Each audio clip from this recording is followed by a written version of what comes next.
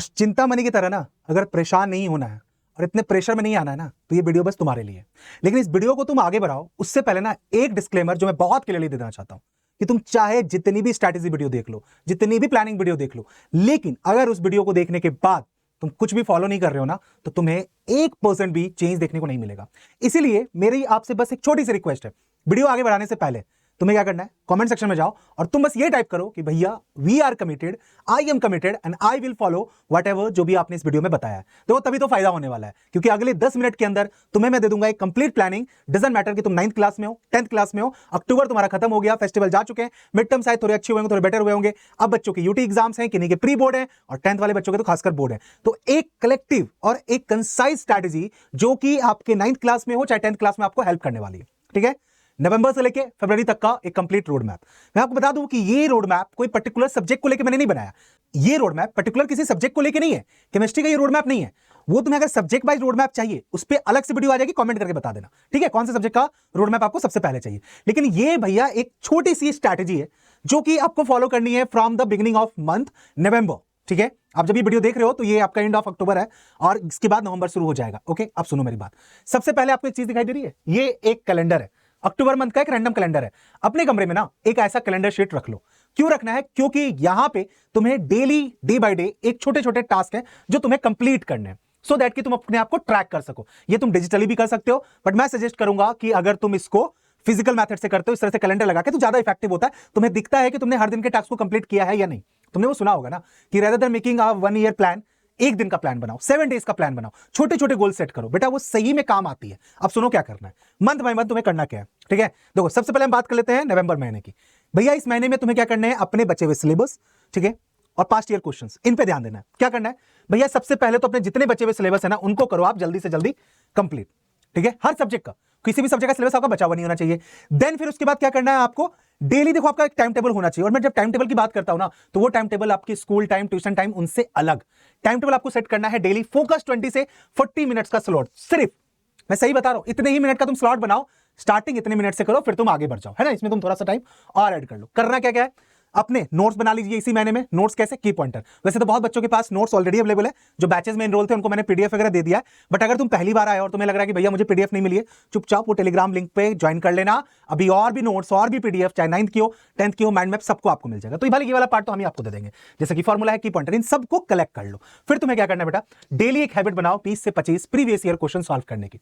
तुम्हें ये नेट पे भी मिल जाएगा, या फिर तुम मार्केट में किसी भी एक अच्छे पब्लिकेशन का पुराना जो पीवाईक्यूज है वो तुम परचेज कर सकते हो। ठीक है, 20 से 25 क्वेश्चन। और मैं तुम्हें और बता रहा हूं कि तुम्हें अगर ये नंबर ज्यादा लग रहा है ना, start with doing MCQs only.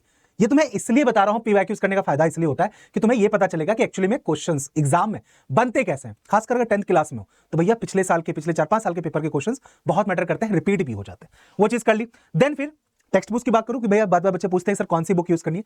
भाई सिंपली आईसीएसई की जो टेक्स्ट बुक है ना, आप उनको यूज करो, चाहे वो सेलिना है या फिर कोई और पब्लिकेशन है। Stick to only 1 book. मैं बार बार कहता हूं 5 किताबें नहीं पढ़नी है, एक किताब को 5 बार पढ़ना है।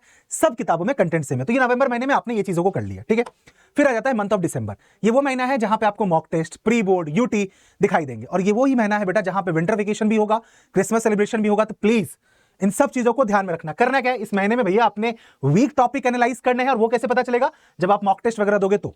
ठीक है, यहां से आपको क्या करना है, प्री बोर्ड एग्जाम वो तो आप दोगे, वीकली मॉक टेस्ट वगैरह जो कुछ है वो भी आप प्रोवाइड कराओगे। इवन हम लोग भी अपने चैनल पे क्लास 9 और क्लास 10th के लिए मैराथन वगैरह होगी, लेकिन हम भी वहां पे आपको क्या रेगुलर मॉक टेस्ट और प्री बोर्ड जैसे समय पेपर वगैरह देने वाले हैं।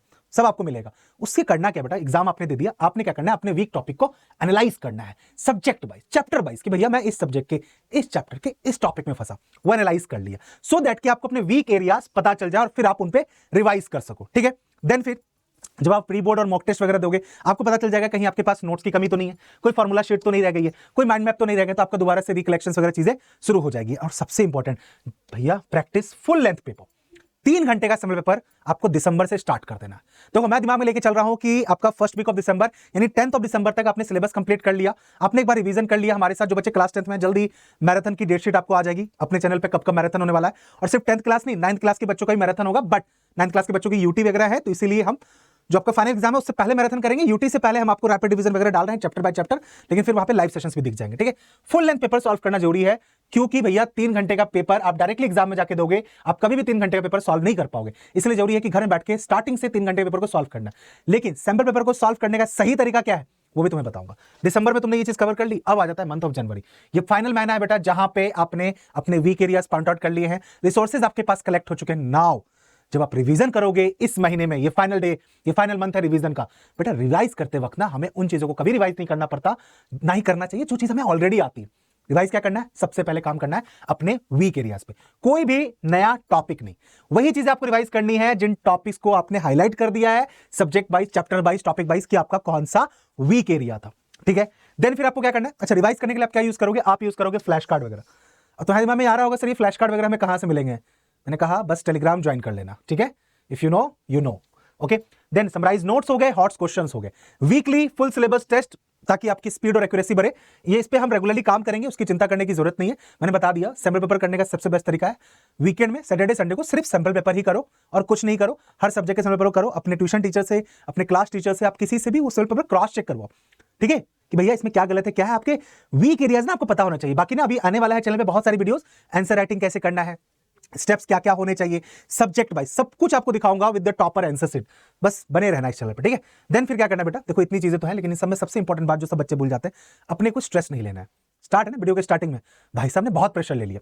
प्रेशर नहीं लेना होता, प्रेशर से कुछ होता नहीं है, प्रेशर से सिर्फ ओवर थिंकिंग और नेगेटिविटी आती है दिमाग में। तो अपने आपको रिलैक्स भी रखना है। रिलैक्स रखने के लिए आप गेम खेलो, साइकिलिंग करो, म्यूजिक सुनो, यार सबका अपना अपना तरीका। मैं तो कहता हूँ भैया ऑनलाइन वीडियो गेम खेलिए, आप पबजी खेलिए, जो भी खेलिए, लेकिन बीच बीच में आपको ब्रेक लेना है। दिमाग में बस बेटा एक चीज रखनी है कि आपकी पहली प्रायोरिटी आपका एग्जाम, आपके नंबर्स है और आपके कैरियर है। ठीक है, आपको इन चीजों को दिमाग में रखते हुए काम करना है। जनवरी हो गया, नाउ द फाइनल मंथ आ गया भैया, वार का टाइम। फाइनल ब्रशअप कीजिए, फरवरी में जाके आप एग्जाम दीजिए। ठीक है, इस टाइम में आपको नो डाउट रिवीजन बहुत ही लाइट रखना होता है, स्ट्रेस ज्यादा लेना नहीं है। ठीक है, जो भी आपके पास्ट ईयर पेपर्स हैं इसमें, इस टाइम में तो आप प्रीवियस ईयर पेपर ज्यादा करोगे। ठीक है, थ्योरी हो गए, पॉइंटर्स के फॉर्म में आप पॉइंट टू पॉइंट सब्जेक्ट को, टॉपिक को आप रिवाइज करोगे, सिलेक्टेड पास्ट ईयर पेपर्स को आप सॉल्व करोगे, important questions, diagram, answer writing कैसे होती है, और सबसे इंपॉर्टेंट स्टे पॉजिटिव। देखो ये था एक आपका रफ स्ट्रक्चर नवंबर से लेकर फरवरी तक का, जो क्लास 9, 10 और इवन आप क्लास 8 में हो ना तो भी आपके लिए एप्लीकेबल है।